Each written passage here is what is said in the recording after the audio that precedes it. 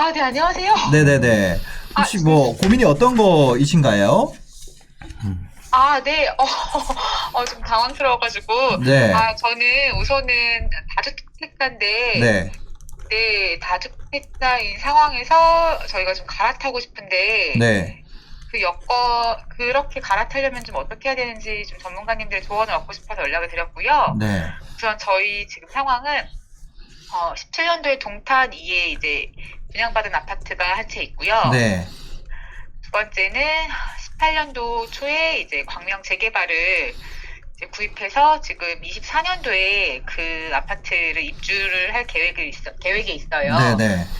지금 동탄 같은 경우는 전세를 주고 있고, 광명 같은 경우는 이제 24년 입주를 하려고 하는데, 광명 아파트가 저희가 25평이어서, 네, 이제 4인 가족 살기에는 조금 이제 작다 보니까, 네. 네, 그 24년도 입주해서 한 2년 정도 살고, 이제 34평이나 조금 더 넓은 평수로 이제 갈아타고 싶은데, 아하. 네, 저희가 좀 구입했을 당시에 제가 좀 잘 몰라가지고, 왜 1주택에서 이제 2주택 그 사이 1년 정도의 기간이 있어야지 비과세 요건이 됐는데, 그걸 받지 못했어요. 일시적 2주택이요? 네, 그렇죠. 네네네. 예. 그래서 지금 비과세 혜택을 못 받는 상황이에요. 그러다 보니까 이제 동탄을 지금 팔게 되면 너무 세금이 그죠, 너무 그죠. 크더라고요. 네. 네. 그래서 어떻게 할 수 있는 방법이 저희는 이제 없는 것 같다 하는데, 혹시 전문가님들께서 조언을 해주신다면은 저희 같은 경우는 어떻게 하면 좋을지. 맞아. 엄청 고민될 것 같아요. 왜냐면 일시적 2주택의 기간이 있었는데 그걸 놓친 상황이다 보니까. 그래서 사실 그냥 애초에 세금 내야지 생각했으면 좀 덜 할 텐데 이것까지 맞아요. 네네. 내가 있었던 걸 놓친 거 아쉽기도 하고 이런 생각까지 더해지니까 더 뭔가 방법이 없을까 하는 생각이 들거든요. 어떻게 하는 게 좋을까요? 근데 사실 이분 같은 경우에는 어쨌든 광명 재개발이 이제 신축 2024년에 들어오면 거기는 거주할 의사를 갖고 있는 거잖아요. 네, 그죠, 맞아요. 그렇죠. 그러니까 네. 만약에 순서로 바꿔 말아서 2018년에 거주를 하려고 했던 그 광명 재개발 아파트, 어떤 신축 아파트죠. 신축 아파트를 먼저 매도를 한다고 하면 사실 방법이 있을 수 있어요. 이거를요? 예. 근데 그 이유가 2018년 매도하고 난 다음에 지금 현재는 동탄 2가 분양되고 현재 같은 경우에는 지금 2년 실고지에 대한 요건이 붙어 있잖아요. 그렇죠. 근데 이거는 부동산 가격 상승장이 심할 때 나타나는 규제 중에 하나거든요. 네. 근데 과거 역대 조건에도 볼 때도 가격이 상승장에서 하락장으로 바뀌기 시작하거나 안정화되기 시작한다면 요건 하나씩 완화되는 건데 그 중에 하나가 가장 제일 먼저 하는 것 중에 하나가 실거주 요건 완화거든요. 네네. 네. 그랬을 경우에 2018년 광명 재개발에 대한 부분을 매도를 하고 난 다음에 그 다음에 지금 기준으로는 2년 정도 더 동탄이 신도시를 분양했던 것들을 네. 이 물건을 보유했다가 2년 뒤에 매도를 하게 되면 그러면 이제 비과세 요건에 해당되기 때문에 잠깐만요. 다시요. 예. 어떻게 하면 비과세 요건이 된다? 그러니까 2018년에 매수했던 광명 재개발 네네. 물건을 이 물건을 실고지하자고 예를 들어서 매도를 한다는 가정하에 네네. 매도하면 동탄에 있는 물건은 하나밖에 없는 네. 거잖아요. 그렇죠? 하나밖에 없는데 그러면 지금 이분은 더 이상 추가적으로 물건을 추가 매입을 하지 않는다는 가정하에서 네. 광명을 매도해버리면 동탄 하나밖에 남지 않게 되는 거잖아요. 근데 광명을 매도할 때 세금을 내는 거 아닌가요? 광명 세금 내야죠, 이건. 어쩔 수 없어요. 근데 이분은 지금 현재 2017년 이거 그러니까 동탄 것을 비과세를 받지 못하게 대한 문제거든요. 어차피 광명 거는 어떻게 하든 세금 내야 되는 상황이에요, 지금. 근데 네. 저희 같은 경우는 지금 장기적으로 봤을 때는 광명에서 낫다고 생각을 하고, 네네. 또 이제 아이들도 이제 그래서 중학교, 고등학교를 광명에서 보낼 생각을 하고 있거든요. 그러다 보니까 저희도 이제 그 입주권인 상태에서는 조금 세율이 좀 다르다고 해서 좀 적다고 해서 중과가 안 된다고 해서 그 방법을 생각해 봤는데, 그러고서는 다시 30평대로 저희가 광명을 들어가기에는 저희가 실제 이제 저희한테 들어오는 금액, 제가 손에 쥘 수 있는 금액은 얼마 안 되더라고요. 그리고 동탄 같은 경우는 뭐 당연히 저희 분양한 거에 비해서 많이 올랐지만 약간 좀 비선호 브랜드 아파트다 보니까 네, 제가 생각하기에는 광명이 조금 더 앞으로는 더 낫지 않을까 싶은데 만약에 이거를 그러니까 동탄 걸 팔아야 되는 조건을 더 붙인다면 예를 들어서 광명에서 내가 거주를 하면서 광명에서 갈아타기를 하고 싶고 동탄 걸 처분한다는 조건을 붙인다면 그러면 솔루션이 조금 바뀔까요? 어떨까요? 아니죠. 그렇게 됐을 경우에는 이분은 이제 지금 그 매수에다 타이밍을 잘못 맞췄기 때문에 세금을 네. 내야 되는 상황이에요, 그러면. 어쩔 수 없이 내야 예, 되는 예. 거예요. 그러니까 기존에 차후에 두 번째 주택을 매도를 하고 네. 그리고 나서 첫 번째 주택 매도 그 보유했던 물건을 2년 뒤에 팔았을 때는 비과세 때 받을 수 있으나 네. 그렇지 않고 이미 순서가 바뀐 거죠, 이분 같은 경우는. 순서가 바뀌어서 매수를 했기 때문에 지금 상황에서는 광명의 물건을 보유한 상황에서 동탄이를 내가 매도를 한다 했을 경우에는 네. 이건 정책이 바뀌거나 시장이 바뀐다 하더라도 이분 세금 내야 되는 상황입니다, 지금. 어떻게 솔루션이 한 가지만 여쭤보고 싶은 게 네네. 2017년도에 동탄 아파트를 분양받을 당시에 네. 이미 조정 지역이었나요? 아니지 않나요? 맞아요. 아닌 것 같아요. 그래서 거주 여건이 없지 않습니까? 맞아요. 거주 여건 자, 없어요. 일단 거주 여건이 없는 상황이고 이 동탄 아파트가 양도세 비과세를 못 받는 이유는 그 뒤에 광명 재개발과의 차이가 1년이 안 되기 때문인 거잖아요. 네, 맞아요. 지금 광명 재개발 아파트를 재개발을 살 때 물건인 상태로 매수를 하셨어요? 아니면 입주인 물건인 상태였어요. 그래서 이주가 이루어지고 지금 현재는 입주권인 상태로 돼 있는 거잖아요. 네, 네, 맞아요. 이 입주권이 주택수에 포함되는 것이냐에 대해서 확인을 한번 해보실 필요는 있을 근데 것 같아요. 물건에 취득하고 입주권으로 바뀌면 그렇죠. 주택수에 포함되는 걸로. 근데 네. 지난번에 우리 그 잘 사는 흥부님께서 말씀하신 그 재개발의 꿀팁 있지 않습니까? 어떤 거요? 본인이 사는데 뒤에 입주권으로 바뀐 상황에서 네. 본인이 그 입주권이 분양되고 거주한다 하면 네. 이 부분에 대해서 양도세 면제를 받을 수 있는 것이 가능성은 아예 없는 건 아니라는 거죠. 기본적으로 봤을 때 청주님께서 말씀하시는 지금 이 타이밍을 맞추지 못했기 때문에 네네. 양도세가 나올 수 있는 가능성은 충분히 거의 그렇다라고 봅니다. 네네. 근데 일부의 법적인 요건 상태를 조금 세무사하고 조금 협의를 하신다든지 체크를 해봤을 때 이 광명 재개발이 동탄을 건드리지 않아야 되는데 건드릴 수 있지 않는 방법. 그래서 그때 저도 정확하게 기억은 안 나는데 이게 입주권이 되는 시점이 지금 뒤쪽으로 와보면 그게 또 잘 안 돼요. 그 전에 있었던 물건들만 되잖아요, 네네, 사실. 네네. 예, 그 물건들 기준으로 혹시 이 입주권이라는 이 부분 때문에 얘에 대해서 어차피 여기 또 입주를 하려고 하고 계신 분이고 그러니까 그걸 이용해서 이 동탄의 일시적 1가구 2주택 또는 양도세 면제를 받을 수 있는 요건을 조금 만들 수 있지 않을까. 저는 좀 그 부분 조금 확인을 해보셨으면 좋을 것 같아요. 혹시 정확하게 광명 재개발을 이걸 매수했는 게 2018년 몇 월인지 기억나세요? 아, 저희가 17년 12월에 계약을 해서 실제 이제 등기를 친 거는 18년 3월, 그러니까 제가 가지고 있는 건 광명 2구역이에요. 예, 예. 그래서 그 18년 3월에 3월에 등기를 쳤는데, 그러니까 제가 그때 착오를 했던 게 저는 이제 분양을 받은 거여서 16년도에 분양을 받았었거든요. 그 16년도부터 이제 1년은 넘었으니까 이제 그게 된다고 생각을 했는데 이게 등기 이후더라고요. 예, 등기 그렇죠. 시점이에요. 그러니까 실제 등기를 제가 17년도 3월 10일 날 등기를 했어요. 10일. 동탄을. 한 일주일 정도 사이로 안 되더라고요. 이게. 그러네.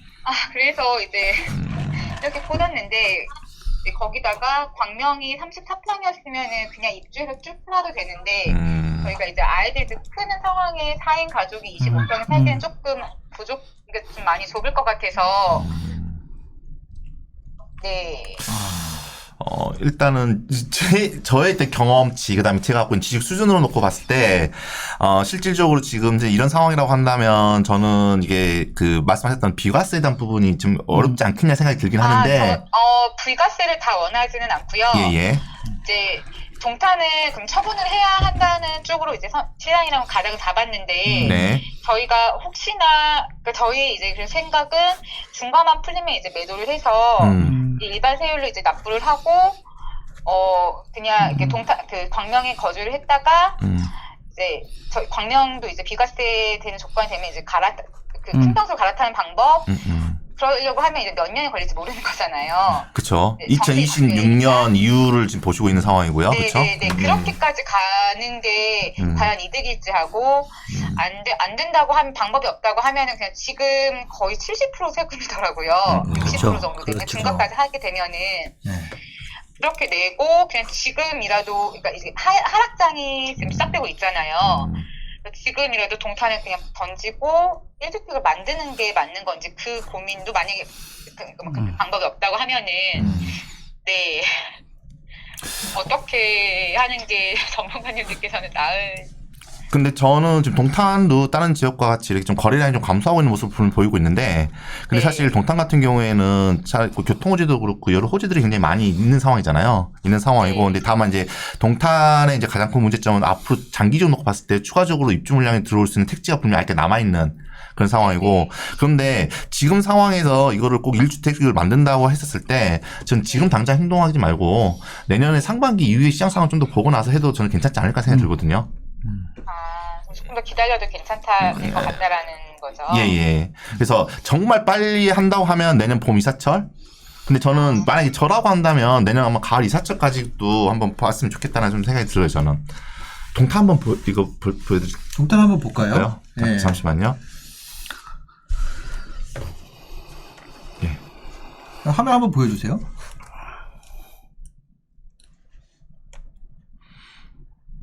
동탄.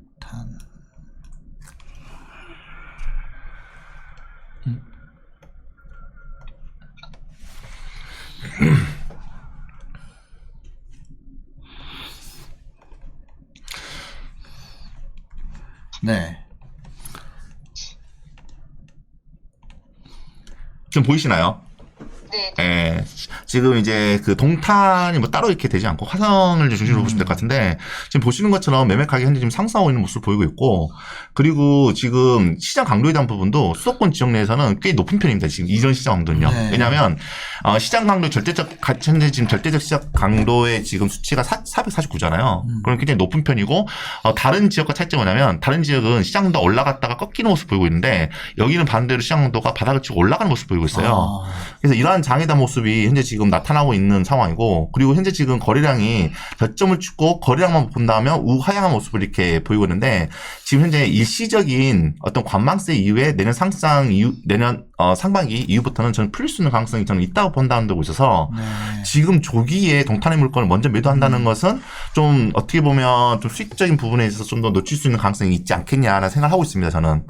그래서 만약에 판단을 한다 하더라도 내년 사실 봄 이사철 때 보면 지금 시장과는 좀 다른 모습을 보이지 않을까 싶어서 한번 보라고 말씀드리는 거고, 아무리 빨리 매도 타임을 잡는다 하더라도 내년 가을 이사철 이후나 그때 한번 생각을 해 보시는 것이 좀 더 현명한 결정을 할 수 있는 그런 좀 타이밍이 되지 않을까라는 생각이 들거든요. 그래서 어쨌든 지금 동탄 같은 경우에는 제가 딱 들었을 때 그 이 사연자 부분에 마음에 안 들어요, 지금 이거는 동탄이. 네. 그러니까 못난이처럼 느껴지죠. 모나처럼 느껴지는 상황이죠. 네. 그래서 팔 수 있으면 팔았으면 좋겠다 생각은 하는데, 근데 이왕에는 파는 시점이 지금보다는 좀 더 늦춘다 하더라도 네. 전도 더 낫지 않겠냐, 저는 그렇게 생각하고 있습니다.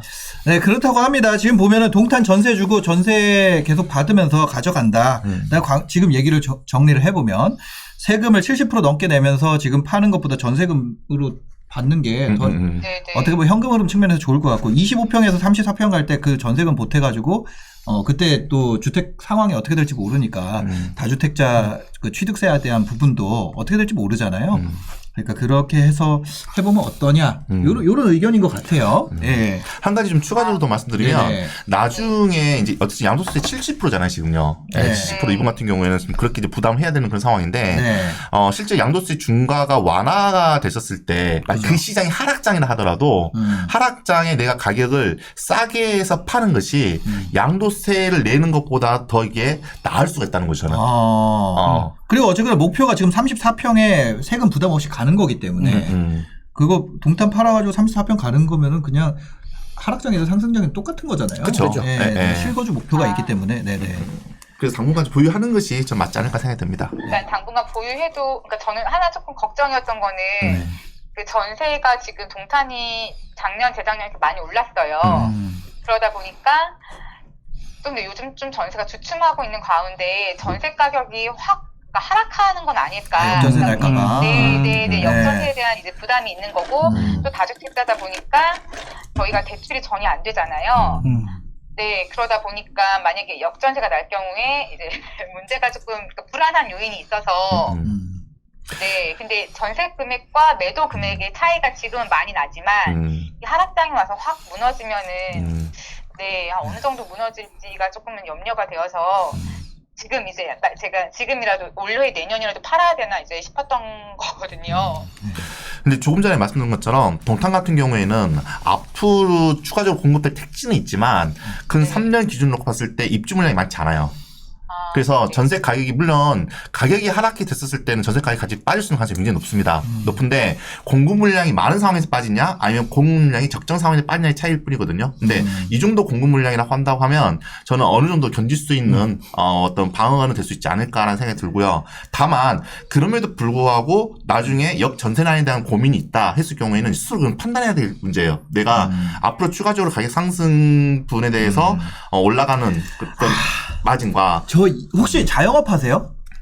아니요, 저희는 직장이에요, 둘 다. 아, 그런 걱정 없을 것 같은데요. 자영업이 하면은 제가 이게 왜 그러면 이분이 이제 걱정하는 게 제가 자영업을 했었잖아요. 네. 자영업자 같은 경우 현금 흐름에 대해서 언제 민감하죠. 어떻게 꺾일지 모르기 때문에 경기 상황이나 사실 금리 올라가게 되면 나한테 영향도 미칠 수 있고 급대출이 필요한 경우도 있을 수 있는데 또 동탄 이쪽 광명 이쪽에 있으면은 직장인이라고 하시면 직장도 좋은 데일 것 같아요. 네, 그렇죠. 그래서 저는 직장인분들은 사실 그런 걱정할 필요 없지 않나. 저는 개인적으로는 그래요.